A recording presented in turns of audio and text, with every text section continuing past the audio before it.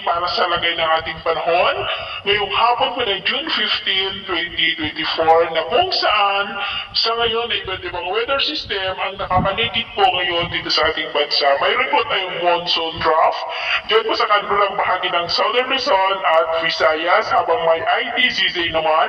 na nag-i-extend hanggang dyan po sa may Mindanao, at easterlies pa rin naman ang hangin na umihip sa silangan ng Luzon at Visayas.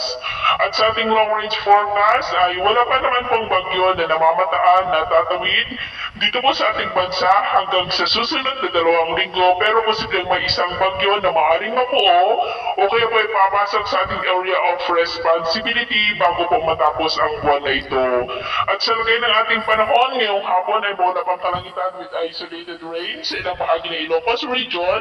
Cordillera, ilang bahagi ng Mindoro Provinces, ilang bahagi ng Cagayan, Central Luzon, Metro Manila, Calabarzon, Camarines Provinces, Palawan, Panay Island, Negros, Cebu, Bohol, Leyte, ilang bahagi ng Samar Provinces, Zamboanga Peninsula, Northern Mindanao, Caraga, Sorsogon at Davao Region na posibleng magtuloy-tuloy ang mga isolated rains na yan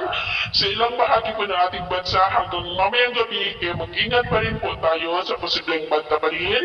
ng mga pagbaha at pagguho ng lupa. Ito naman pong mga baybayin, wala naman po tayong nakataas na namang gale warning signals, pero iba yung pag-iingat lamang po kung papalaot tayo para mas makaiwas sa mga sakunang